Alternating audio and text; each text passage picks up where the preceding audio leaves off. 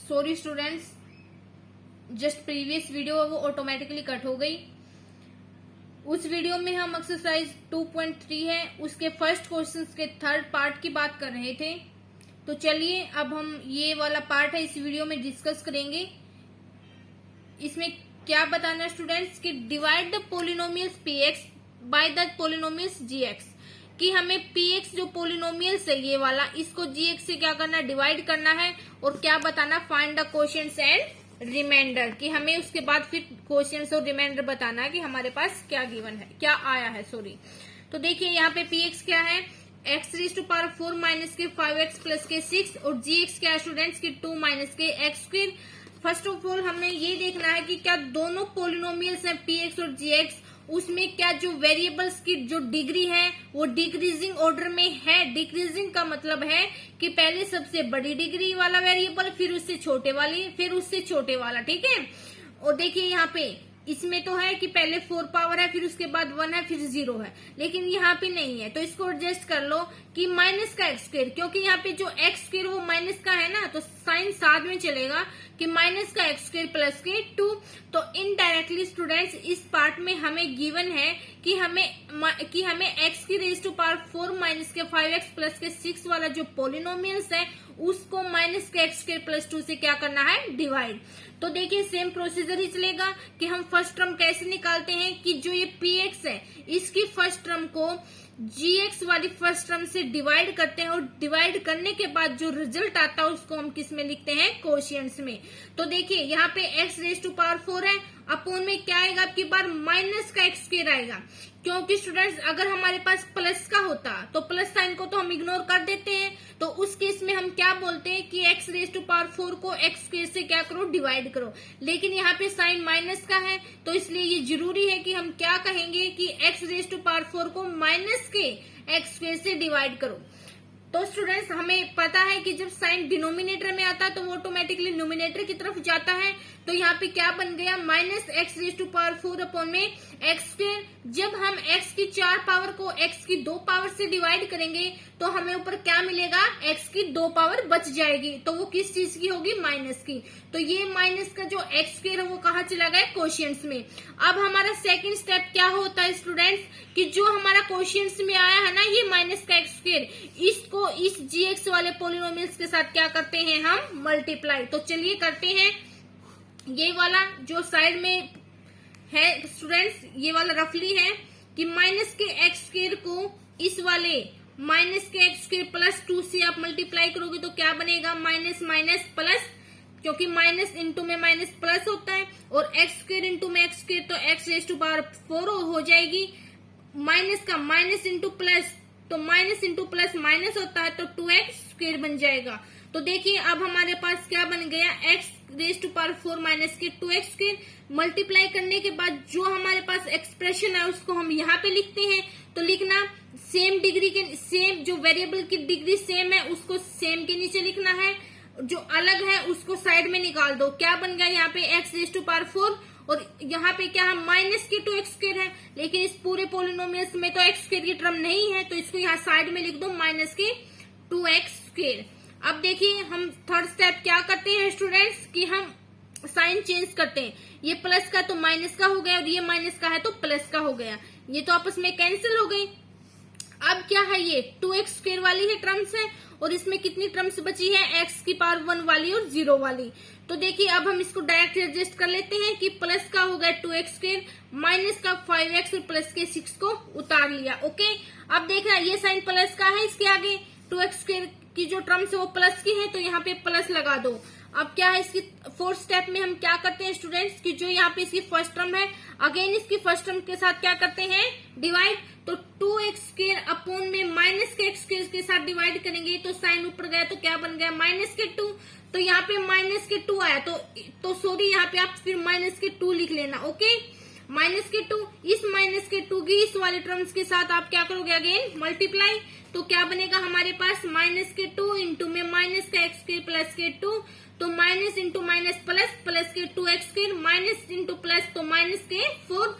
तो इस चीज को आप यहाँ पे लिख दो कि यहाँ पे प्लस के 2x स्क्वायर और माइनस के 4 है, तो ये कांस्टेंट टर्म्स के नीचे ही आएगी।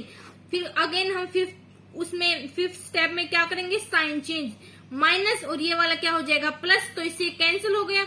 अब देखना ये माइनस के 5x है ना, तो माइनस के 5x और प्लस प्लस प्लस के कितना आ गया 10, तो क्या बन गया ये हमारे पास अब रिमाइंडर, क्योंकि इसकी जो डिग्री है वो इस gx की डिग्री से कम आई, तो इसका मतलब हम आगे डिवाइड नहीं कर सकते।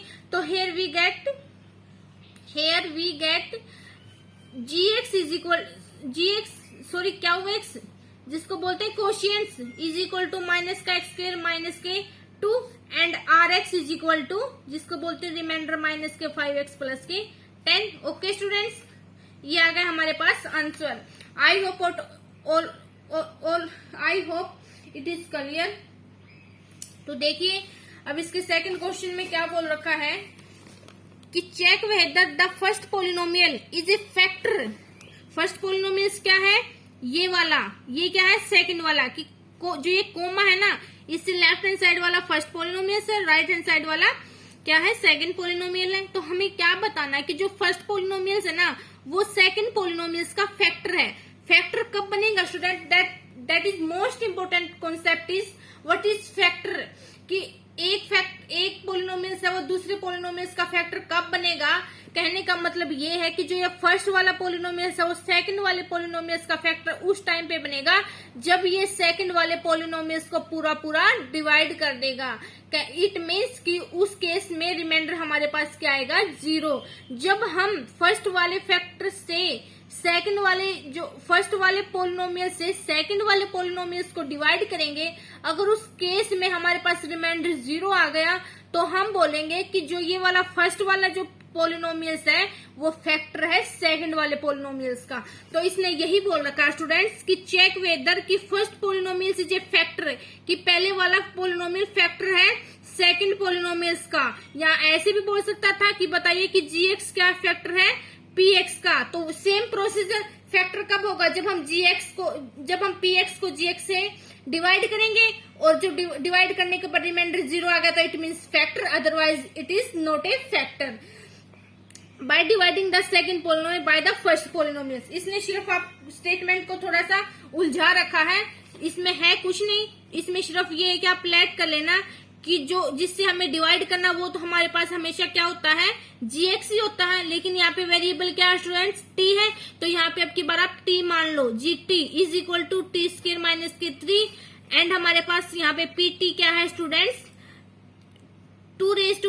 2t raise to power 4 plus k 3t raise to power 3 minus के 2t raise to power 2 minus के 90 माइनस के 12। तो हमने इस वाले जो पोलिनोमियल है अब बताना कि क्या इस वाले का फैक्टर है। तो अब हम डिवाइड करेंगे किसको 2 रेज टू टी की power 4 plus k 3t cube minus के 2t स्क्वायर माइनस के 90 माइनस के 12 को किससे t raise to power 2 minus k 3 से डिवाइड करने के बाद जब हमारे पास रिमाइंडर 0 बन जाएगा तो फैक्टर है, अदरवाइज नहीं है। 0 से अलग आया मान लो कोई भी रिमाइंडर, तो इसका मतलब कि जो ये gt है वो pt का फैक्टर नहीं है। अगर 0 आया तो gt फैक्टर है किसका pt का। तो चलो डिवाइड करके देखते, सेम प्रोसीजर चलेगा कि जो फर्स्ट टर्म इसकी क्या है 2t रेज टू पावर 4 है, तो 2t रेज टू पावर 4 को किससे डिवाइड करेंगे t स्क्वायर से। तो जब हमने डिवाइड किया तो t स्क्वायर से t की पावर 4 कट के कितनी बची t स्क्वायर बच गया, तो 2t स्क्वायर बच गया ओवरऑल, तो उसको हम यहाँ पे लिख लेंगे 2t स्क्वायर। अब 2t स्क्वायर को इसके साथ क्या करनी है मल्टीप्लाई, सेम प्रोसीजर ही चलेगा डिवीजन का। तो 2t raise to power 4 minus into plus, तो माइनस 3 इंटू में 2 6t स्क्वायर, तो यहाँ पे लिखना है 6t स्क्वायर, यहाँ पे नहीं है क्योंकि 2 पावर्स तो ये है ना, तो सेम डिग्री के नीचे सेम टर्म्स ही आएगी।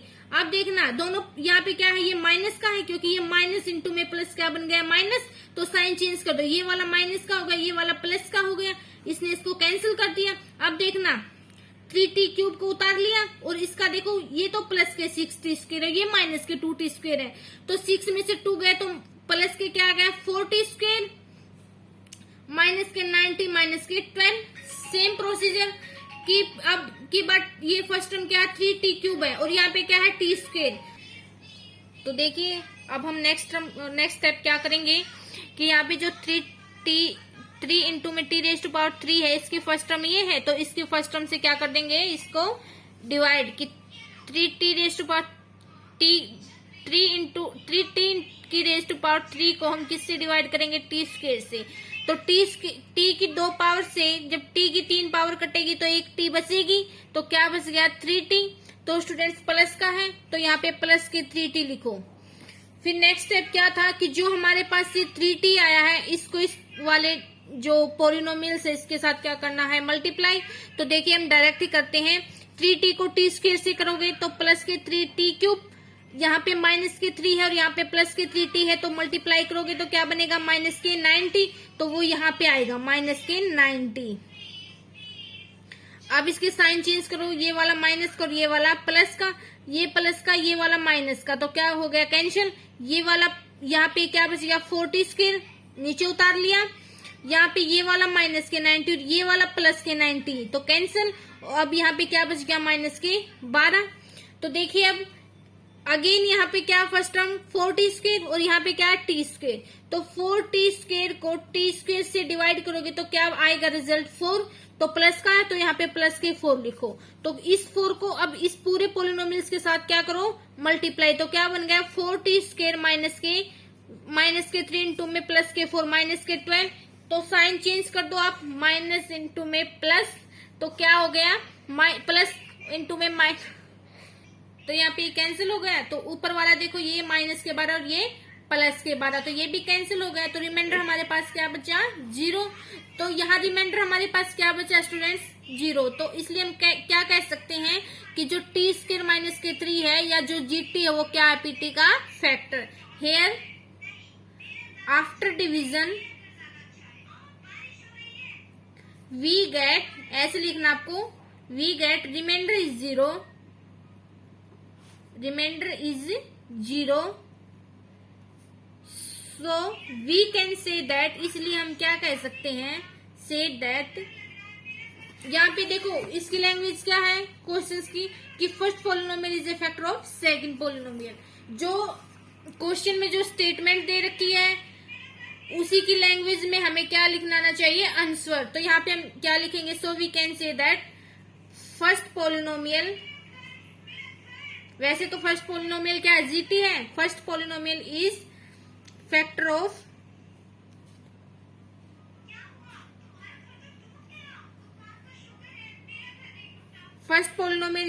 Of second polynomial.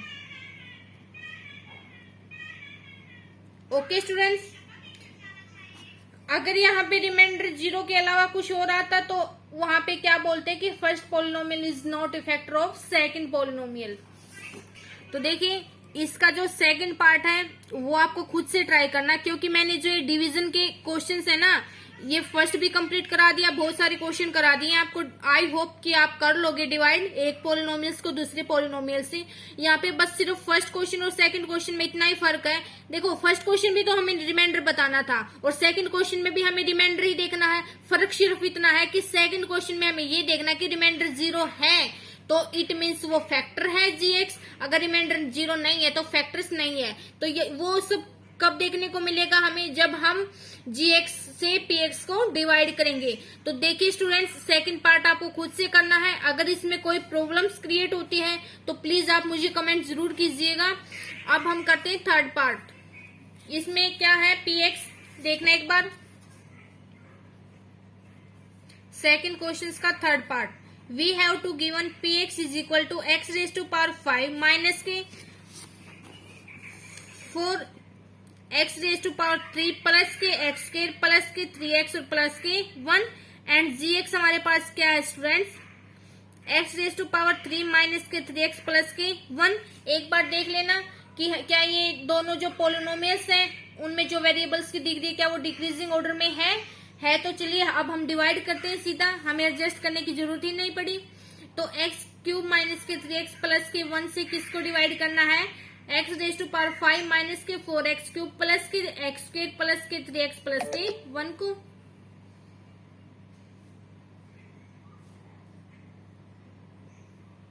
तो देखिए वही सेम प्रोसीजर, यहाँ पे फर्स्ट टर्म क्या है x रेज टू पावर 5 और यहाँ पे कितनी है x रेज टू पावर 3। तो x रेज टू पावर 5 को x रेज टू पावर 3 से डिवाइड किया, जब 3 पावर को 5 पावर को जब 3 पावर से डिवाइड किया तो हमारे पास क्या बचा 2 पावर, तो वो हमने यहाँ पे लिख ली।